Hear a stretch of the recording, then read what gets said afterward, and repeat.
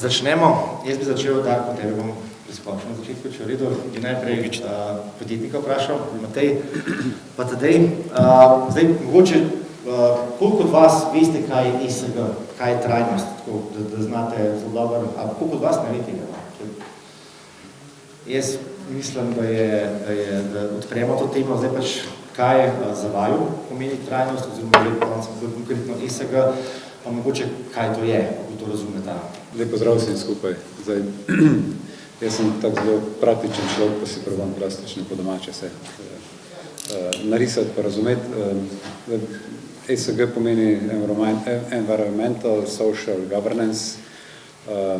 Po domače to je tako, kot če imaš veliko otrok, pa eni obogajo in ne obogajo in narediš nek okvir. In to je recimo Evropa naredila, Bruselj naredil. In na ta okvir daš neko metriko. In potem tiste, ki ne obogajo lih najbolj, imaš bič pa korenček, ne? Da jih usmerjaš, tisti, ki pa, ali pa so že v tem, pa jih nagrajuješ. Ne? Ampak skupen cilj je, da dvignemo življenje na višjo zavest, da osmislimo svoje delovanje in da gledamo daleč naprej. Ne? Se pravi, že štartam za environmental, vemo, da kar pojemo, kar spijemo, s čim se vozimo, vse to je posledica neke evolucije, izrabe virov in zdaj v neki hitro rastoči ekonomiji, z velik marketinga in podobnega, pa za slepitvami, so šle stvari čez mejo. Ne? In zato, da oziroma čelo na nivo psihe oziroma posameznika, ki ga lahko vodil pohleb, ki ga lahko vodil podla tekmovalnost in tako naprej, je čisto pozabil, zakaj smo tukaj. Ne? Tukaj smo zato, da preživimo, da ohranimo rod in da dvigujemo kvaliteto življenja. Ne? In da je to trajno. Ne? Zdaj bi vsak na svojem planetu živel. Ne? Zdaj, če smo skupaj, potem moramo res gledati vsak dan, kot kaj namravlja v mrolišču. Ne? Si razdelimo delo, kdo kaj dela, pač en je gradbenik, en je učitelj, en je zdravnik in poskrbimo, da bo rod obstal in da bo kvaliteta življenja vedno boljša, ne? In da bo to trajno. Ne? Zdaj, če to grem nazaj v ekonomijo, to nas je treba spomniti, ene z bičem, ene s korenčkom, ene pa nagraditi, ki to delamo. Ne? In vemo, da s to tehnologijo, znanjem, inovacijami, evolucijo, do katerih smo danes prišli, mi lahko veliko stvari naredimo čisto drugače. Po domače vode za nobenega ni premalo. Voda je 2/3 na zemlji, imamo tehnologijo desalinacijo, imamo neomejeno energijo sončno, da lahko dobimo elektriko in prekuhavamo vodo ali črpamo. V bistvu samo stvar, kako se mi organiziramo v tem mravlišču in to pravilno distribuiramo, oziroma vodo malo vsak.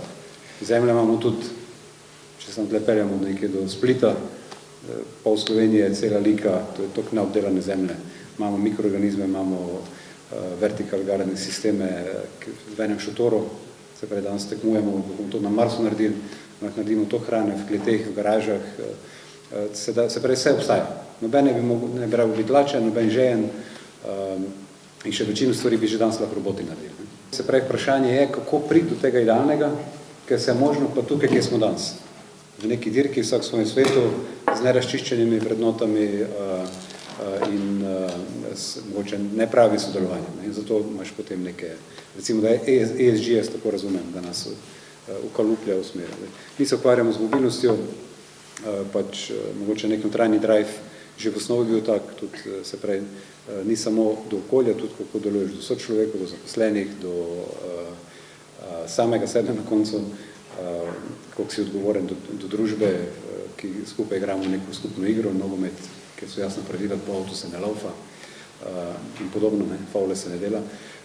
In to je nekaj, kar nekdo ima vgravirano, nekdo pa z neki točki skapira, tudi mi, ko smo bili mladi, smo bili najbolj pametni, pa se imeli prav, pa marsikaj narobe delali, pa se naučili, ampak preko slej je pač treba do tega prideti.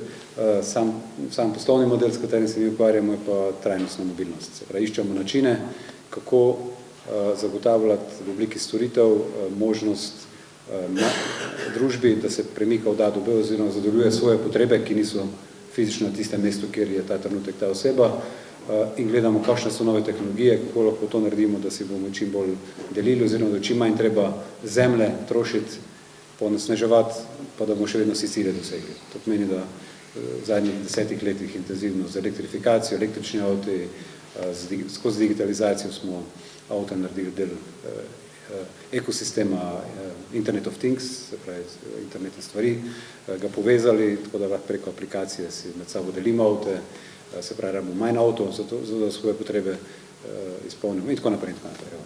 Super, hvala. Zdaj, kaj pa ti, ESG, kaj zate pomeni, da to pa vas konkretno peljamo? Zdaj, ESG je framework, tako kot ga jaz dojemam, za ocenjevanje podjetij glede na vse te tri faktore, se pravi environmental, social pa governance. Ne? In ta framework bi naj podjetju pripisal en score, na katerega se lahko nekdo orientira, se pravi, ki bi naj bil nek smerokaz in ločil podjetja na tista, ki so v tem skladu in tista, ki niso v tem skladu. In pri tem bi naj pomagal investitorjem, kupcem, vsem ostalim za neko selekcijo, z kom sodelovati, da se bodo lažje dosegli eni trajnostni cilji podjetja.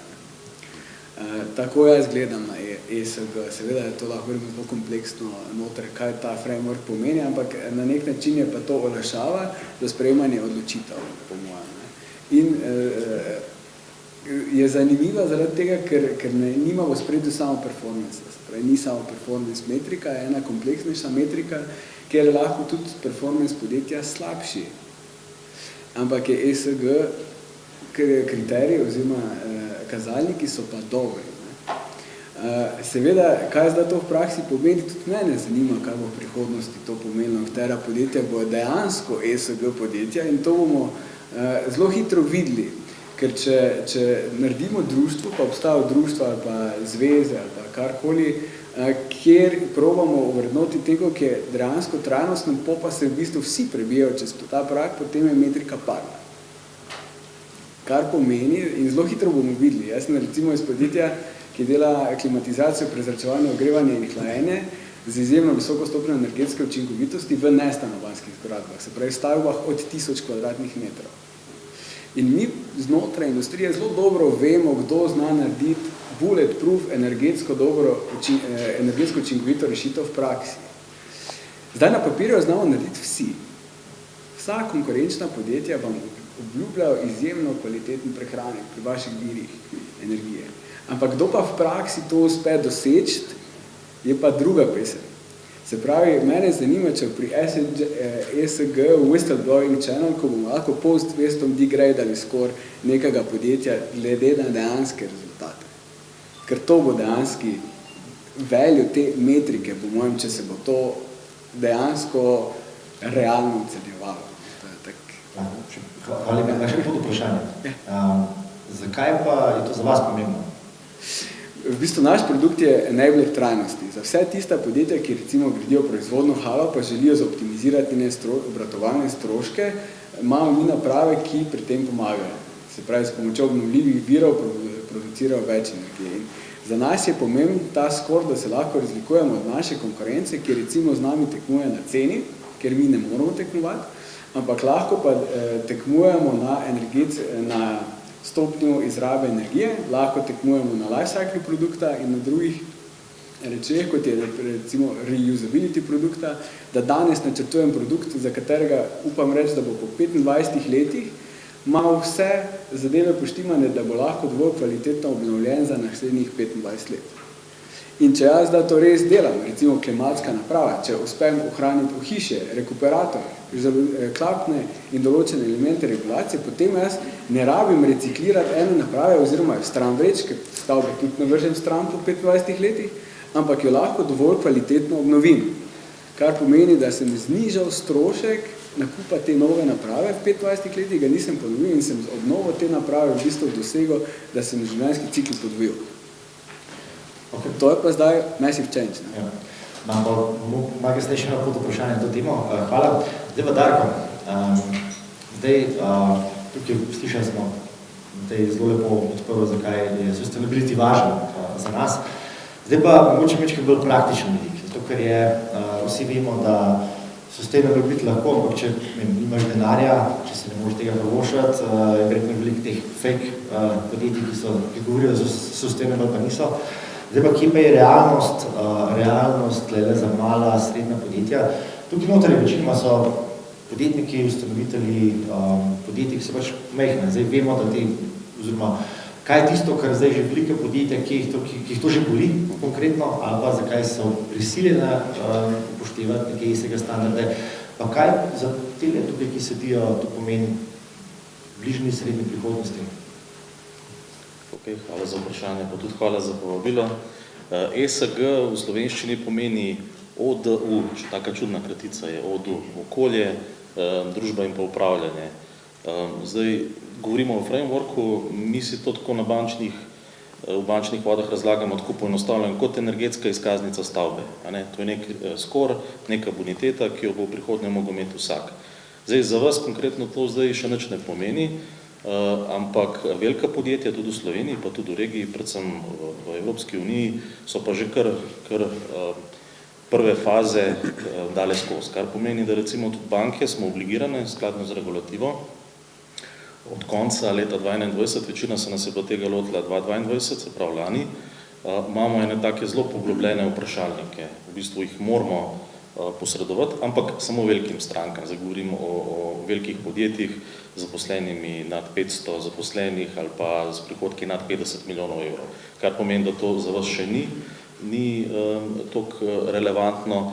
Je pa res, da so ti vprašalniki, recimo kot zanimivost na Združenju bank Slovenije, na njihovi spletni strani, je ta vprašalnik objavljen, taka Excelova verzija, je noter, mislim, da 224 vrstic. Kogar zanima, naj si gre pogledati, kakšna vprašanja so. Eno so smiselna, veliko je nesmiselnih. Tukaj moram povedati, da tudi konkretno velika podjetja v Sloveniji, od katerih banke zahtevamo odgovora na te vprašanja, nima teh podatkov, moramo biti iskreni. Vse firme, tudi blue chipi, največja podjetja v Sloveniji, nimajo vseh odgovorov, kakšna je poraba vode, koliko CO2 spustijo, to so zgolj gole ocene. Tako da pravzaprav mi kot del, jaz sem predstavnik banke Sparkasse, mi smo del Erste grupe, ki je v regiji kar močno prisotna.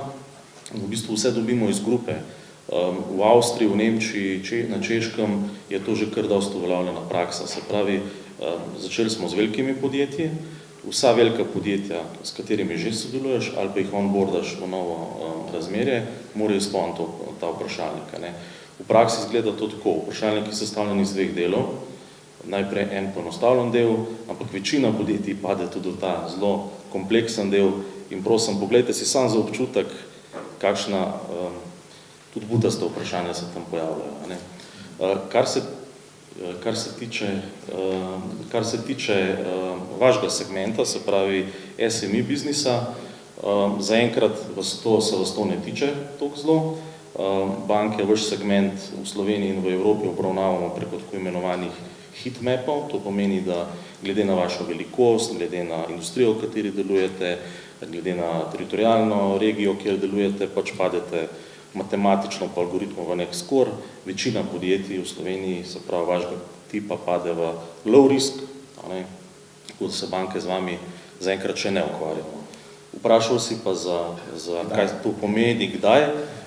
Jaz mislim, da v 3 do 5 letih še ne bo nekih pomembnih premikov za small business pa SME in da tudi, ko bo prišlo do tega, bo to mogla biti ena poenostavljena varianta, ali bomo nadaljevali s heatmapi, ali pa bo tudi ta vprašalnik bistveno krajši, ker preprosto small business nima resursov za take.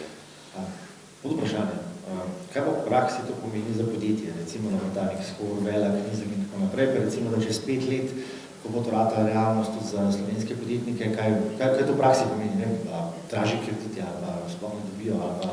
Ja, zdaj seveda Evropska unija je pionir na tem področju, globalno, in seveda Evropska unija se odločila to preko Evropske centralne banke in pa drugih regulatorjev pušati to po celi Evropi. V prvi vrsti to ne pomeni kaj velik. V tej fazi smo že zelo na začetku, tako da od velikih podjetij zbiramo podatke. Želja je, da se oblikuje nekakšen evropski register, tako kot je kolega omenil, da v bistvu ne samo banke ali pa finančni investitorji, ampak da imajo tudi potencialni kupci, dobavitelji možnost pogledati, s kom delajo. In je to na nek način osebna izkaznica podjetja na tem okoljskem, družbenem in pa upraviteljskem skopu. Če po domače vprašam, ali obstaja verjetnost, da če v podjetje bolj sustainable, da ta skor imeli večji, da bo lažje dobil posel za recimo nekim nemškim ali pa industrijalnim podjetjem, oziroma lažji kredit pri banki, ali misliš, da to tako pač? Mislim, da bomo šli v korakih. V tem trenutku to še nič ne pomeni. Kot sem rekel, samo zbiramo podatke. Vem pa, da kolegi v Avstriji, ki veljajo za malo bolj zrel trg, na banki dobijo recimo podjetja, ki imajo bolj ugoden skor, dobijo 10 do 15 pik, se pravi, to je 0,15% v povprečju lahko bolj ugoden kredit. Ne pri vseh bankah, ampak recimo samo za občutek. Okay. To pri velikih zneskih se lahko tudi zelo pozna. Je pa res, da potem, kaj jaz pričakujem recimo konkretno v finančni industriji, dejansko prvi korak je zbiramo podatke, drugi korak je bomo izbirali med kakovostnimi in nekakovostnimi projekti. Verjamem pa, da v roku 10 let, 15 let bojo pa pač prepovedali financiranje strani bančnega sistema, financiranje umazanih tehnologij, firm, ki nimajo, ne vem, diversity-ja ne upoštevajo, izkoriščajo delovno silo in podobno. To so pa čisto tak realna pričakovanja.